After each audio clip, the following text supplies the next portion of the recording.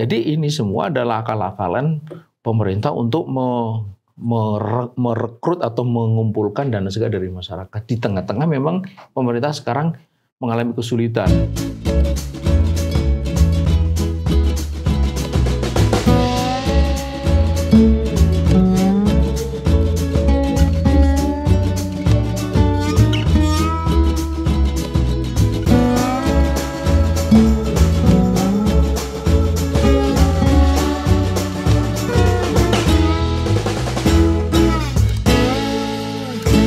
Bismillahirrahmanirrahim.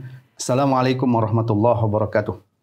Pemirsa yang dirahmati Allah Subhanahu wa taala, kembali kita bertemu dalam program Focus to the Point. Kali ini kita akan membahas TAPERA, ya, tabungan perumahan rakyat. Yang ini dianggap oleh banyak pihak semakin menambah beban hidup rakyat. Untuk itu kita akan memperbincangkan ini dengan Ustadz Ismail Yusanto. Ustadz Ismail, kelihatan pekerja atau buruh ini semakin ditambahi bebannya. Saat ini kalau kita lihat gaji pegawai itu sudah dipotong 7 iuran dan pajak. Ada BPJS Kesehatan, ada BP Jam Sostek, dan ada 7 iuran. Sekarang ditambah lagi dengan TAPERA. Kok begitu, Ustadz? Baik, bismillahirrahmanirrahim. Assalamualaikum warahmatullahi wabarakatuh. Waalaikumsalam warahmatullahi wabarakatuh. Inilah sesungguhnya hakikat dari apa yang sering kita sebut daulah jibah. Negara, kalau pemungut mungkin terlalu halus ya. Negara pemalak. Pemalak. Kenapa pemalak? Karena ketika orang mengambil duit orang lain itu dengan paksa, maka dengan sukarela itu pengumpul. Tapi kalau dengan paksa itulah pemalak. Gitu. Sekarang pertanyaannya, itu disebut tabungan. Tabungan itu kan mestinya itu sukarela, ya kan? Orang boleh nabung, boleh tidak. Tapi ketika itu dipaksakan, maka itu bukan tabungan, tapi itu pungutan. Dan pungutan ketika itu dipaksakan, maka itu pemalakan. Itu. Jadi ini negara kita ini sudah mengalami pergeseran yang semakin hari semakin jauh ke arah liberalisme, dari yang semestinya dalam bahasa kita daulah riayah, negara pengatur, ya, pelayan rakyat dalam semua aspek kehidupan, termasuk dalam urusan perumahan dan sebelumnya kesehatan dan sebagainya, itu menjadi negara pemalak atau daulah jibaya. Kenapa bisa begitu? Inilah yang memang sekarang ini menjadi sebutlah semacam kecenderungan besar dunia, di mana negara-negara itu setelah bertransformasi menjadi, kalau orang dulu sering sebut demokrasi, itu sekarang menjadi korporatokrasi. Yaitu ketika negara itu dihela oleh persekutuan jahat antara politikus dan pengusaha, menjadi peng-peng, pengusaha penguasa yang pengusaha yang penguasa. Keputusan politik tidak lagi digunakan atau ditetapkan demi kepentingan rakyat, tetapi demi kepentingan bisnis. Sekarang pertanyaannya, kenapa ada pungutan terhadap kepada rakyat untuk perumahan rakyat? Jika benar itu untuk pelayanan, mestinya itu tidak dipaksakan. Jikapun dipaksakan, mestinya tidak kepada semua orang. Kan ini kepada semua orang. Kan ada pertanyaan sederhana loh. Kalau kami sudah punya rumah bagaimana? Kalau kami sudah punya KPR, nggak terjawab sampai ini hari. Pokoknya semuanya.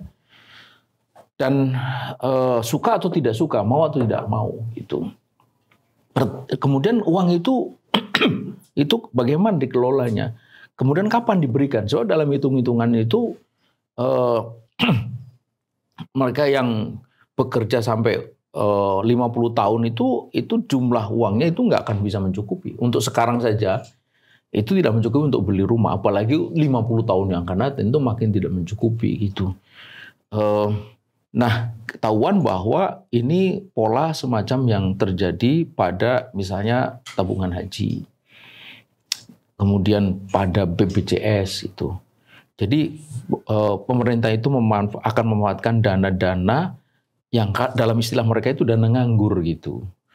Di saat yang pergi haji itu setiap tahun paling 200.000, di sana ada puluhan triliun yang bisa dipakai lebih dulu gitu.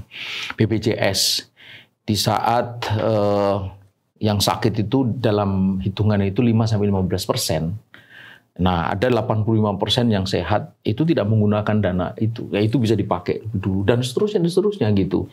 Jadi tampak sekali bahwa intensinya itu memang untuk mengumpulkan dana dari masyarakat, dana segar, dana murah, bahkan dana yang berjumlah sangat besar untuk kepentingan apa? Nah, di dalamnya sebagaimana BPJS itu kebolehan untuk menginvestasikan dana itu. Nah, investasi kemana tentu bergantung kepada komisioner yang ada di situ gitu.